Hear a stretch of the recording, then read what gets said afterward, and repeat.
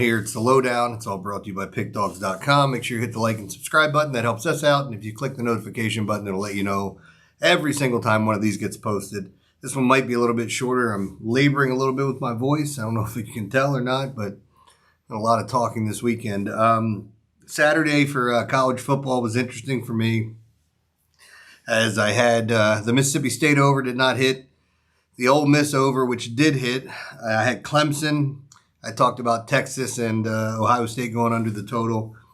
Wish I'd have pulled the trigger on the Ohio State play as well, but just couldn't. I don't know why I couldn't do it. I was looking at, there are too many people in the industry that I trust and like that were on Texas. I'm going, well, maybe this isn't just a total fade, but I did think the game was going to be played slower, and we've had quite a bit of that over the weekend with a lot of games being played slower. So looking at Sunday, it was kind of interesting for me, as I loved the Miami play, convicts versus Catholics, and I was on the convict side in this one. Really like what they've done with their team here in the offseason, and interested to see what Carson Beck looks like. But with that being said, I'm going to get into it. I'll give out a free play on TCU and UNC. I'll also give 3 baseball games, talk about the matchups and what I'm seeing there. We do have some help from the wind. On top of that, we'll have a chance to kind of get into some of the other stuff. I guess with Sunday's plays, I had the Nats over.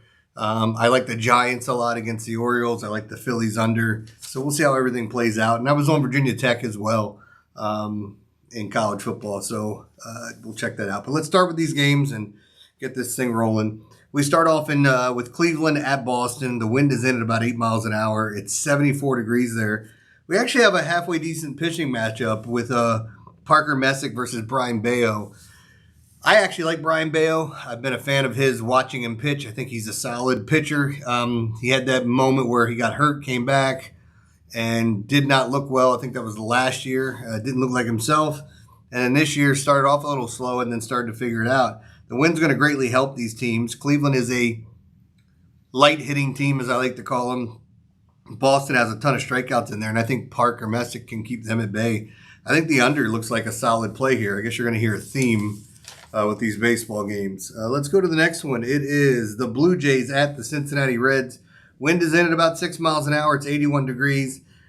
This is an interesting one because we get Chris Bassett against this Reds team and Hunter Green on the flip side. Now, Hunter Green, one of the best strikeout pitchers in all of baseball. The Toronto Blue Jays strike out the least amongst all the teams in Major League Baseball, so something's got to give. I don't know that he's got to come in and strike everyone out, although he is very capable at. I think both of these pitchers can go deep in the game and keep the other team's offense at bay. I think the under is a good play here, and that's where I would lean in this matchup in particular. I think it's going to be a solid play as well. I'm pretty sure I'm going to be on it.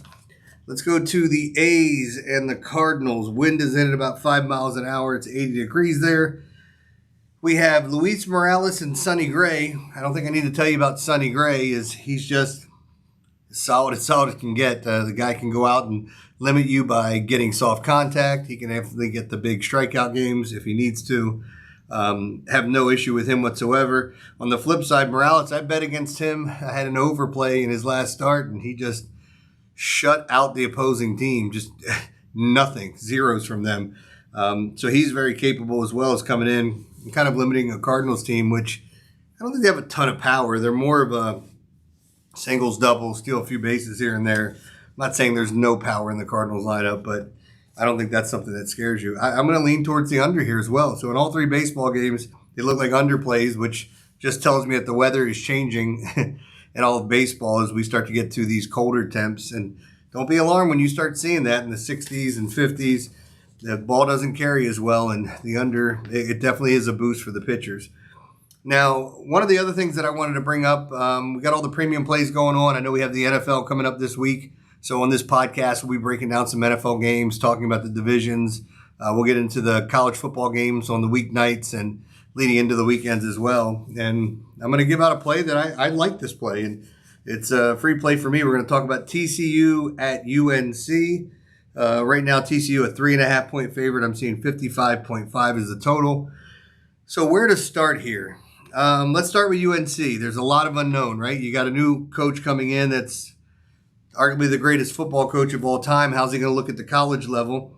Well, he's buying into Gio Lopez, the transfer out of South Alabama, to be his guy. And I like the fact that he's getting someone that's already experienced a college season and knows what the coach is going to expect of him. He also revamped the offensive line. He went through the transfer portal and did that. He rebuilt the front four on defense, including getting Bryce Yates 12 and a half sacks last year at UConn.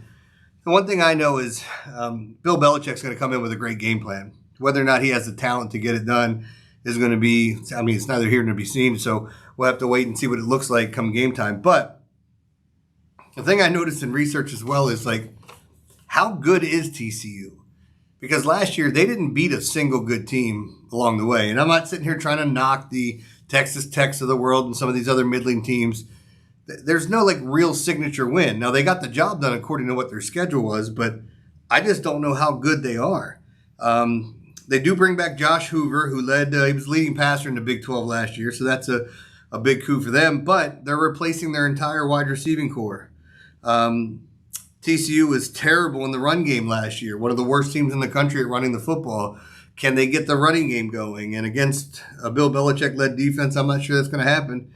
And with the defense, they have 5 returning starters, which some of them in key spots, but still, I'm not so sure that TCU should even be favored in this game. My free play is going to be on the North Carolina Tar Heels. I think they're in an excellent spot here to pull off an upset. Far be it for me to say that, but I think they'll be able to run the football efficiently. And I've said this before, especially when it comes to bowl games. Give me a great coach. Give him extra time to get ready for a team.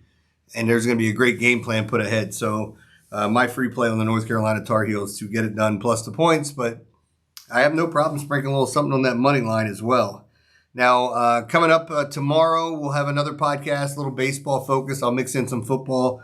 We'll have a lot of fun this football season. Looking forward to doing it. Sorry, this one's a little bit shorter, but I can already feel my voice is starting to go on me. But appreciate you guys watching. I'll be back tomorrow with another podcast.